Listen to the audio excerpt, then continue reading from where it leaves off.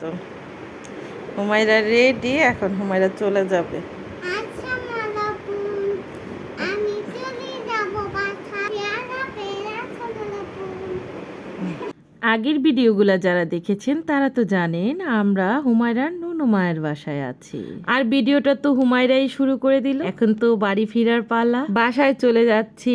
এক রাত ছিলাম। হুমায়রা তো কিছুতেই তার নুনু মাকে ছাড়বে না। টাটা দিচ্ছে, বাই বাই দিচ্ছে, উম্মা দিচ্ছে, আর শুধু নুনু মা করছে। আর তার নুনু মারও ভিতরে খারাপ লাগছে তার জন্য, কারণ তার নুনু মা তাকে অনেক বেশি ভালোবাসে। তাই এই তো আমাদের গাড়ি চলছে, আর এই এলাকায় পানি থাকবে না তা কি করে হয়? বৃষ্টি ছাড়াই এই এলাকায় পানি থাকে, আর এখন তো কিছুদিন যাবত অনেক বৃষ্টি হচ্ছে। তো যাই হোক, দুই মা মেয়ে কথা বলতে বলতে চলে যাচ্ছি। হুমায়রা তো ঘুমে একেবারে ঢলে পড়ে যাচ্ছে, আর আমি তার সাথে শুধু কথা বলতেছি যাতে সে ঘুমিয়ে না পড়ে। কিন্তু শেষ রক্ষাটার হলো না, সে ঘুমিয়েই পড়লো। তার ঘুমানোর কারণে আমি আর কোনো ভিডিও করলাম না, বাসায়ও চলে এসেছি। হুমায়রা নুন্নুমা কি কি দিয়ে দিল চলুন সব দেখি। এখানে ছিল গরুর মাংস, আর ছিল দুম্বার বিরিয়ানি, আর ছিল কিছু সাদা পোলাও, রোস্ট এবং গরুর মাংস রান্না করা এই প্যাকেটটা। তো সাদা পোলাও আর রোস্টটা রেখে আমি সব ফ্রিজে রেখে দিব, কারণ সাদা পোলাও আর রোস্ট রাত্রে খাবারের জন্য রেখে দিলাম, গরম করে নিব।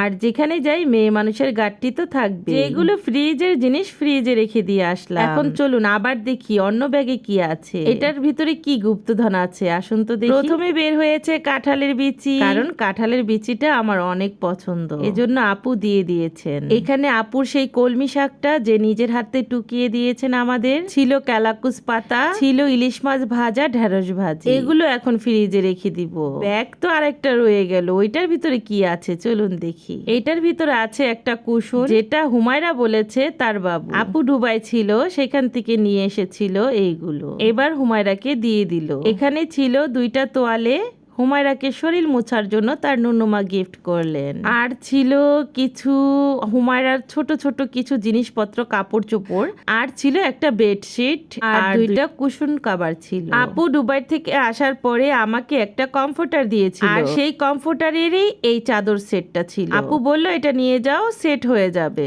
এজন্য নিয়ে চলে আসলাম। দেখলেন তো কত কত ভালোবাসা। এরই মধ্যে দেখাতে তো ভুলে গিয়েছি, না না না, আগের ভিডিওতে তো সবাই দেখে নিয়েছেন। আপু আমাকে একটা ঘড়িও গিফট করেছেন। আজকের ভিডিওটা এই পর্যন্তই। সবাই হুমায়রার নুনুমার জন্য দোয়া করবেন। আল্লাহ হাফেজ।